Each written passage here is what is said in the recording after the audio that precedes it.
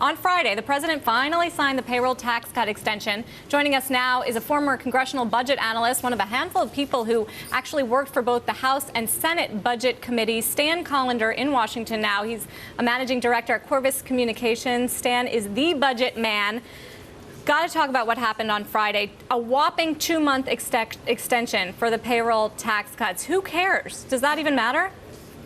Oh, of course it matters, Sarah. I mean, for those people who are getting that additional $20 a week, it's mostly lower or relatively lower income folks. Trust me, there isn't a retailer in the world who doesn't want them to have that money as opposed to it going directly into government coffers. But Stan, is any employer really going to make plans for hiring based on an anticipation of a 2-month holiday? Well, first of all, Sarah, it's not an anticipation of a 2-month holiday. It's an anticipation of a 2-month extension until they can work out a year-long holiday, that is extending the tax cut through all of 2012. But more importantly, I'm not sure that that really is going to make much of a difference in terms of hiring to begin with. And I think that the whole idea that people are going to hold off on hiring until they know whether it's permanent or not is a little bit of a misleading statement. It's just not that enough money on a macro basis to make a hiring decision important. So how are they going to work out a 1-year deal here? Are they going to end up having to tax the wealthy? I mean, certainly Democrats have been pushing for this as part of the plan. Yeah. Well, I think the answer is we don't know yet. The one thing that is the politics of this hasn't worked out yet. We haven't actually seen how it's going to work out. The one thing we can be relatively certain is that the popularity of continuing this tax cut in an election year is only going to get higher rather than lower. No matter what happens on the economy between now and then, the demand that this continue is going to go up pretty substantially, and the beating that House Republicans took, particularly in the polls during this whole fight, the fact that the president's numbers have now turned around and his approval rating is higher than his disapproval rating, basically because of this debate, almost certainly guarantees that this will be extended one way or another. How it will be paid for, my guess it'll be some combination of gimmicks where the payment will happen over the next 10 years, even if the revenue loss is almost all in 2012. And this whole payroll debate, I mean, it's small potatoes compared to what we have in store for next year, namely the $4 trillion in Bush-era tax cuts set to expire, the $1 trillion in spending cuts that have to kick in as a result of the super committee failure. It's budget battle 2012. The one thing to keep in mind, Sarah, next year is going to be different in one very important sense, is that in this year we had a series of cliffhanger kind of perils of Pauline-like endings on the budget. Next year, starting in 2012, that won't happen until after the election with one exception, and that's the payroll taxes. And as I just said, my guess is that will be extended relatively painlessly, but there will be no threatened shutdown. And the things you mentioned really don't come to pass until literally the end of 2012 or the beginning of 2013. The the Bush-Obama tax extension doesn't have to be decided until December 31st. That is after the election, and almost certainly won't be until a lame duck session. The super committee cuts, we're going to spend all next year debating whether there should be a sequester. That's the across-the-board cuts that were triggered when the super committee failed. And that wouldn't happen until January 2nd.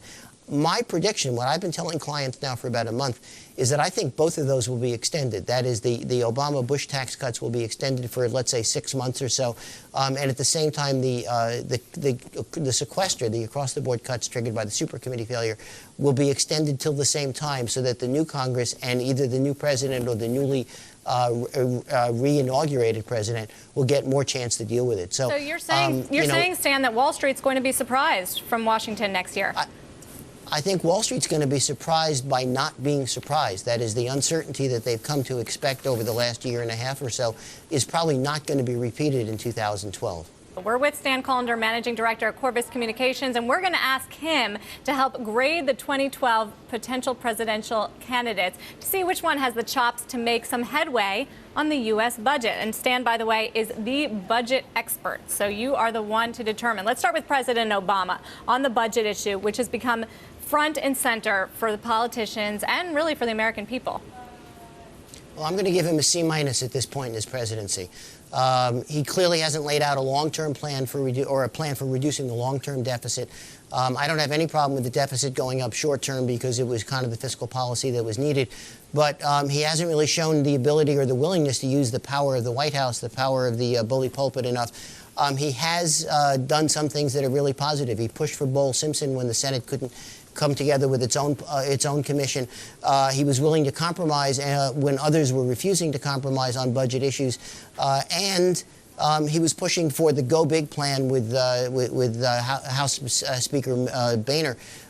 But you've got to say that at this point we're still a little flailing around under his leadership and don't know where the deficit's going, except under baseline assumptions. So C-. All right, well, let's see how his political rivals, the Republican candidates, stack up, starting with Mitt Romney. Romney gets a D. And while you maybe think that's a little harsh, it is the best of all the grades I'm going to give out to the Republican candidates at this point. First of all, we need to keep in mind that the Republican candidates are running for the nomination, not the presidency at this point. So they're appealing to a base. So mostly what you've got is platitudes, generalities, and an unwillingness to impose a great deal of pain or at least talk about it. Romney does talk about $500 billion in spending cuts. He wants to reduce the deficit to 20% of GDP by 2016. That sounds great, except under baseline assumptions, it would, and if the economy was growing, that would likely happen anyway. And he gets a big demerit for me because he's talking about reducing the deficit by repealing health care reform. And under the numbers from the Congressional Budget Office, that would actually increase the deficit. So he gets a D for at least dealing with the debate and the issue, but not much more for coming up with something specific. So I don't even have to ask. I just assume you're flunking Perry. Oh, absolutely, flunking Perry. He says he will balance the budget by 2020. Now, keep in mind, that's the end of his second term. So we're talking about 6 or 7 additional years of deficits, which might happen, but he's not talking about doing anything specific here or anything that would actually have a material impact on what would otherwise occur. So he gets an F, absolutely. Ron Paul, he's the man. He knows economics. He's talking about the Federal Reserve, but you still aren't encouraged by his budget plans either. Well, I'm going to give him a D- or somewhere between a D- and an F. Look, you may like these particular policies, but Ron Paul wants to eliminate income taxes, which is fine if you're willing to eliminate spending to go along with it, but he hasn't, other than talking about eliminating a handful of government agencies and significantly reducing the Pentagon, he's not talking about eliminating Social Security, Medicare, and Medicaid. And if you're going to reduce the tax rate to 0, which is what he wants to do, what he says on his website he wants to do, then you're going to have to cut literally everything else the federal government does. It's unrealistic. It's not going to happen. He gets, like I said, a D- for dealing with the issue at best, an F for probably coming up with substance that would actually work. And an F for Newt Gingrich. The Gingrich plan is interesting. I mean, a U.S. News and World Report said at the beginning of December that he didn't have anything specific. He's since come up with something specific that would actually make the situation much worse. According to the Tax Policy Center, the Gingrich tax reduction plan would increase, let me say that again, would increase the deficit by $1.3 trillion in 2015 alone. Let me repeat that. Would increase the deficit by $1.3 trillion in 2015 alone. He's non-committal on cuts to the Pentagon, deep unspecified cuts in federal spending, and he's assuming that stronger growth is going to help. All right. So that's an F. We got to leave it there, Stan. It sounds like none of the candidates have really distinguished themselves on this issue, this critical issue of the budget. Very special thanks to Stan Collender, Managing Director at Qorvis Communications.